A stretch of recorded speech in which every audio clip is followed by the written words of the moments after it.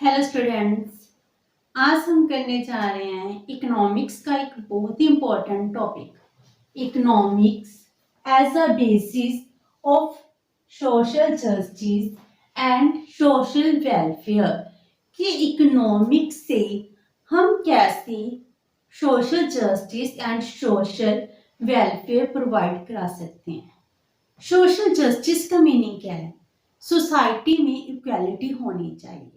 Society में किसी के साथ कोई भी डिस्क्रिमिनेशन ना हो। जी कैसे होगा? अगर हम इक्वालिटी क्रिएट करें। इक्वालिटी किस टर्म्स में? In the way of opportunity, equal ways for equal work, just distribution of wealth. अगर ऐसा सब कुछ होगा, उनको इकोनॉमिक पावर्स मिलेंगी, तभी जाकर सोशल जस्टिस होगी। हम सोशल जस्टिस की बात कर रहे हैं। सोशल जस्टिस तो तभी पॉसिबल है अगर एक पर्सन को इकोनॉमिक पावर मिलेगी, अगर उसको एम्प्लॉयमेंट मिलेगा, तभी हम अपनी जस्टिस की बात कर सकते हैं। सोसाइटी में जस्टिस देना है, इसके लिए क्या जरूरी है? उनको राइट के साथ साथ क्या साथ में दिया जाए? इकोनॉमिक पावर्स भी दी जाए। अगर एक पर्सन भूखा है, वो खाने के बारे में सोचेगा या जस्टिस के बारे में सोचेगा? तो जस्टिस तो तभी होगी, सभी लोगों का वेलफेयर तो तभी होगा अगर हम उनको इकोनॉमिक पावर्स दें। इसीलिए हम कहते हैं social and economic justice.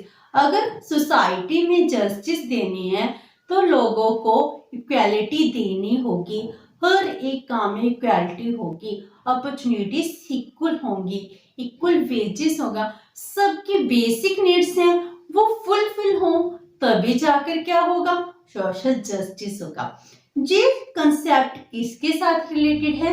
Economics के साथ रिलेटेड है। इसीलिए इकोनॉमिक एंड सोशल जस्टिस क्या है? इंटरलिंक्ड है। मेरा वेलफेयर तभी होगा, मुझे जस्टिस तभी मिलेगा अगर मेरी बेसिक नीड्स है वो फुलफिल हो रही हो और मुझे भी अपनी एबिलिटी के अकॉर्डिंग काम मिले, तब जाके मेरे साथ सोशल जस्टिस होगा। इसीलिए दोनों कॉन्सेप्ट क्या है? एक दूसरे से इंटरलिंक्ड हैं। सोशल जस्टिस के बारे में हमारा आर्टिकल 38(1) क्या कह रहा है? इसके according the state shall strive to promote the welfare of the people। लोगों का वेलफेयर करेगा, किसके साथ? बाय सिक्योरिंग एंड प्रोटेक्टिंग, उनको सिक्योर करेगा एंड प्रोटेक्ट करेगा एज इफेक्टिवली एज इट में सोशल ऑर्डर। जैसे सोशल ऑर्डर है, सोसाइटी जैसा कहेगी वैसे ही हमारी स्टेट की ड्यूटी बन गई कि वो उस स्टेट के रहने वाले लोगों का वेलफेयर करे, उनको प्रोटेक्ट करे, उनकी इंटरेस्ट को सिक्योर करे, तब जाकर डेवलपमेंट होगी। In which justice, social, economic and political. जो सोशल ऑर्डर किसके बारे में कह रहे हैं? कि जिसमें जस्टिस भी मिले सब लोगों को, सोसाइटी में सब सोशल जस्ट भी हो, सोसाइटी इक्वल भी हो, इकोनॉमिकली भी, पॉलिटिकली भी। It shall inform all the institutions of the national life. Nation की जितनी भी इंस्टीट्यूशन है इनको इन्फॉर्म करते हैं। इट मीन्स क्या है? स्टेट की जितने भी इंस्टीट्यूशन है, डिपार्टमेंट है, स्टेट के एक्शंस है, इन सब में हम कह रहे हैं कि जस्टिस होना चाहिए सोसाइटी में, इकोनॉमिकली, पॉलिटिकल। हम किसी के साथ कोई भी डिस्क्रिमिनेशन नहीं करेंगे इफेक्टिवली एज इट में social order in which justice, social, economic and political. It shall inform all the institution of the nation life। हमारी नेशन की जितनी भी इंस्टीट्यूशन है वहां पर किसी के साथ कोई डिस्क्रिमिनेशन नहीं किया जाता। तो सोशल जस्टिस का मीनिंग क्या है? हमारे साथ कोई भी डिस्क्रिमिनेशन नहीं होगा। इसके लिए हमें क्या चाहिए? अगर हम चाहते हैं सोशल एंड इकोनॉमिक जस्टिस हो, तो हम देख रहे हैं social and economic justice need the following things. इसके लिए हमें क्या करना है? और सरकार ने कुछ स्टेप्स भी उठाए हैं, कुछ लॉ भी बनाए हैं, कुछ एक्ट भी लिए हैं, जिस वजह से क्या हुआ है, इकोनॉमिक जस्टिस फैली है, सोशल जस्टिस इंक्रीज हुई है। तो हम इनको करते हैं one by one. First one is equality before law. हम कहते हैं, हमारा कॉन्स्टिट्यूशन क्या कह रहा है कि हम लॉ के आगे वी ऑल आर इक्वल। जब लॉ की बात होगी तो किसी पर्सन के साथ कोई डिस्क्रिमिनेशन नहीं होगा, ना कास्ट पर, ना क्रीड के ऊपर, रेस के ऊपर, ना ही ये देखा जाएगा वो मेल है फीमेल है। तो लॉ के लिए सब इक्वल हैं, चाहे कोई रिच है चाहे पुअर है, चाहे कोई आम पर्सन है चाहे कोई एमपी है MLA, we all are equal in the eye of law. जब हम लॉ की बात करते हैं, लॉ में हम सब क्या होते हैं, इक्वल होंगे, तभी सोशल जस्टिस होगा, इकोनॉमिक जस्टिस होगा। Number 2, no discrimination. किसी पर्सन के साथ कोई भी डिस्क्रिमिनेशन ना किया जाए। ये नहीं है कि वो पर्सन रिच है उसको डिफरेंट ट्रीट किया जा रहा है और जो पर्सन पुअर है उसके साथ डिफरेंट ट्रीट किया जा रहा है। तो जब भी हम बात करते हैं, हम ये कहते हैं कि किसी भी अपॉर्चुनिटी में किसी के साथ कोई भी डिस्क्रिमिनेशन नहीं किया जाएगा। Number 3, right to work for everybody. काम करने का अधिकार सबके पास होगा। अगर मैं सोशल जस्टिस की बात कर रही हूँ, मेरी बेसिक नीड्स फुलफिल होंगी। वो कैसे होंगी? अगर मैं काम करूंगी, मेरे काम करने से ही क्या होगा, मेरे घर की रिक्वायरमेंट्स फुलफिल होंगी। तो राइट टू वर्क ये सबको मिलना चाहिए। ये नहीं है कि आप किसी कास्ट के बेस पर किसी को कह दो कि आप ये काम नहीं कर सकते, कोई डिस्क्रिमिनेशन नहीं होगा, सबको काम करने का राइट है। क्योंकि अगर हम सब काम करेंगे तब जाकर हमारी इकोनॉमिक नीड्स फुलफिल होंगी। इकोनॉमिक नीड्स फुलफिल होंगी, सोसाइटी में इक्वालिटी आएगी, तो सोशल जस्टिस इंक्रीज करेगा। Number 4, fulfilment of basic needs. जितनी भी बेसिक नीड्स है, बेसिक नीड्स क्या है? Food, cloth and shelter. जो बेसिक नीड्स हैं जो सभी लोगों की फुलफिल होनी चाहिए। हम देख रहे हैं सोसाइटी में 2 टाइप्स के लोग बन गए हैं। एक टाइप है जिसके सभी चीजें हैं, सब कुछ अवेलेबल है। दूसरी साइड पर वो लोग हैं जिनको खाना भी नहीं मिल पा रहा। तो इस कंडीशन में क्या उनके साथ सोशल जस्टिस है? एक के पास खाने के लिए इतना कुछ है कि वो कहते हैं मैं क्या क्या खाऊं, और दूसरी तरफ वो बच्चा है जिसको खाने को कुछ भी नहीं मिल रहा। वो कहता माँ बहुत भूख लगी है, मुझे कुछ तो दे दो खाने के लिए। तो इसका मीनिंग क्या कि हम सोसाइटी में जस्टिस फैला रहे हैं। एक बच्चा भूख से तड़फ रहा है, उसके पास पहनने के लिए कपड़े नहीं है, एजुकेशन नहीं वो गेट कर सकता, तो इसको हम सोशल जस्टिस कहेंगे क्या? नहीं ना। तो बेसिक नीड्स हैं वो सबकी फुलफिल होनी चाहिए। इसकी ड्यूटी किसकी है? स्टेट की ड्यूटी है कि सभी लोगों की बेसिक नीड्स तो कम से कम फुलफिल करो। Number 5, to reduce wide economic disparities. Economic disparities नहीं होनी चाहिए। इकोनॉमिकली रिच एंड पुअर का गैप क्या होना चाहिए? कम होना चाहिए। अगर इकोनॉमिक डिस्पैरिटीज नहीं होंगी तब जाकर इकोनॉमिक डेवलपमेंट होगी, तब जाकर वेलफेयर होगा। जैसे इसके लिए सरकार ने लैंड सीलिंग एक्ट पास किया था। इसके द्वारा क्या होता है कि हर एक स्टेट में मैक्सिमम सीलिंग मीन छत उसने डिटरमिन कर दी कि इससे ज्यादा आप अपने पास लैंड नहीं ऑक्यूपाई कर सकते। लैंड सीलिंग एक्ट, अगर जो लैंड बच जाएगी वो क्या की जाएगी? पुअर लोग हैं उनको डिस्ट्रीब्यूट की जाएगी। लैंड सीलिंग एक्ट के साथ जो इकोनॉमिक डिस्पैरिटीज हैं वो रिड्यूस होती हैं। Number 6, equal wages for equal work. अगर हम काम कर रहे हैं मेरे साथ कोई भी डिस्क्रिमिनेशन नहीं होना चाहिए। मेरे इक्वल काम के लिए इक्वल वेजेस मिलनी चाहिए। Equal wages for equal work. जितना काम मुझसे कराया जा रहा है, चाहे पर्सन ए से कराया जा रहा है, जितनी वेजेस उसको दे रहे हैं उतनी वेजेस मुझको दे जानी चाहिए जी। इस बेस पे डिस्क्रिमिनेशन नहीं किया जाना चाहिए कि वो मेरा नॉन है, उसको ज्यादा सैलरी दे दो और मुझे कम दे दो, ये रॉन्ग हो जाएगा। तो इक्वल वेजेस मिलनी चाहिए फॉर द इक्वल वर्क। इसके लिए गवर्नमेंट ने द इक्वल रेम्यूनरेशन एक्ट 1976 पास किया था, जिस वजह से सबको इक्वल वेजेस मिलती हैं। हम देख रहे हैं हमारे सोसाइटी में मैन और वुमेन के नाम पर बहुत डिस्क्रिमिनेशन किया जाता है। सेम वर्क अगर मैन करेगा उसको ज्यादा वेजेस दी जाएंगी, अगर वही काम वुमन की करती है तो उसको कम वेजेस मिलती है। इसीलिए सरकार ने इक्वल रेम्यूनरेशन एक्ट पास किया था, जिससे किसी के साथ कोई डिस्क्रिमिनेशन ना हो और सबको इक्वल वर्क के लिए इक्वल वेजेस दी जाएं। Number 7, wages according to their ability.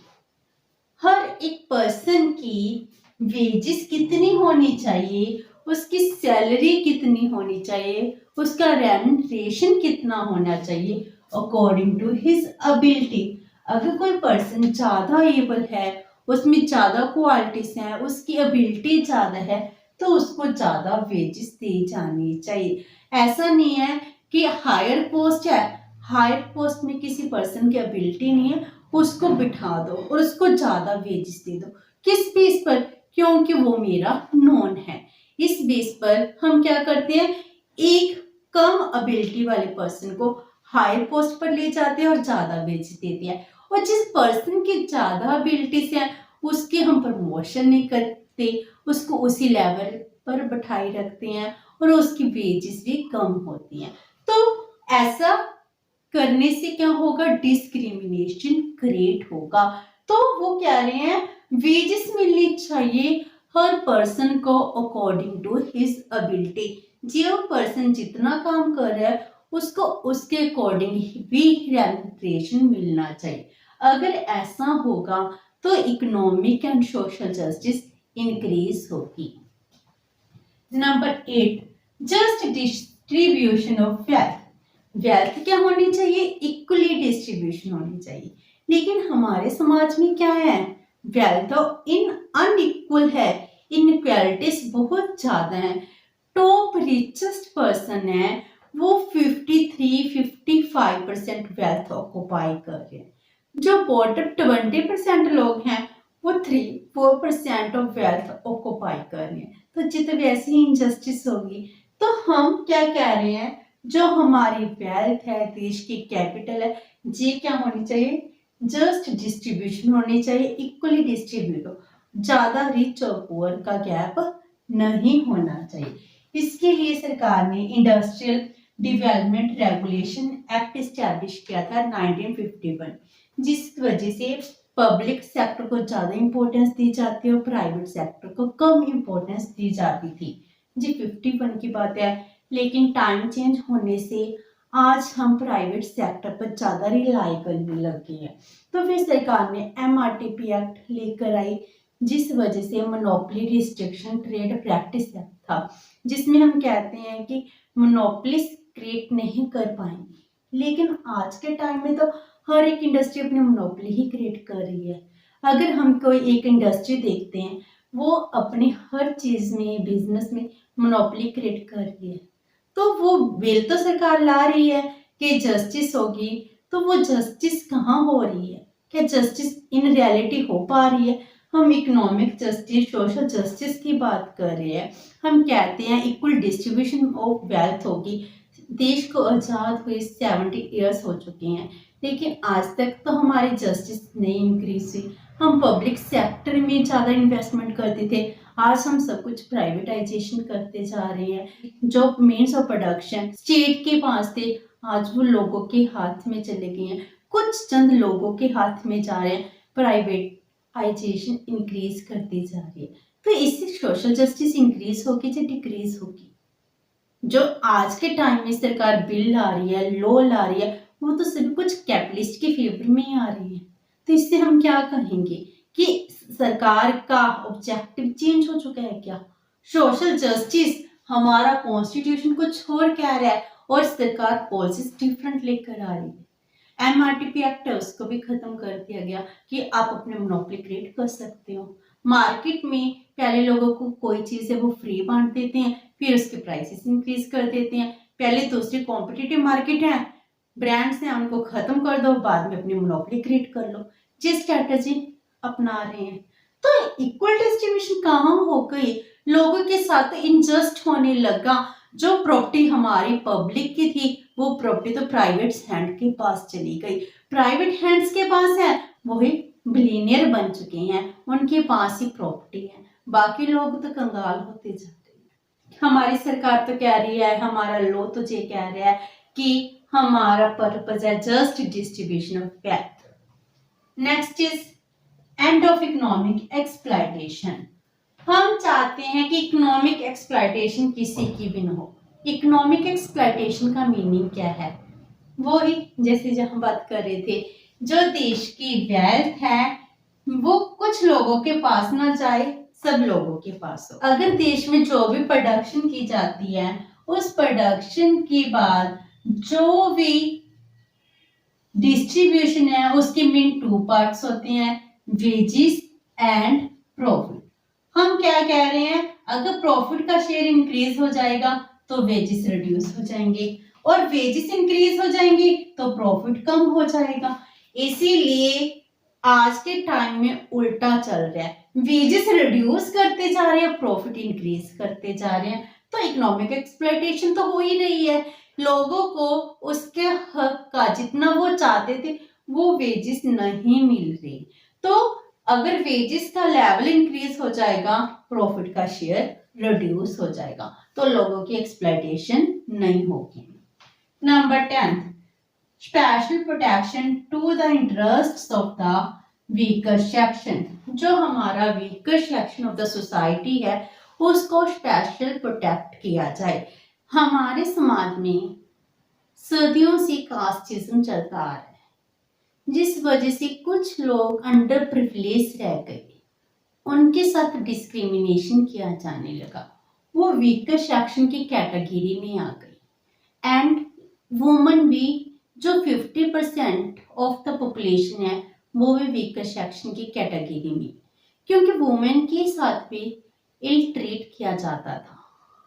तो गवर्नमेंट की ड्यूटी बनती है कि उनको स्पेशल प्रोटेक्ट किया जाए, उनको प्रोटेक्शन दी जाए, जिस वजह से उनमें इकोनॉमिकली एम्पावर होंगी।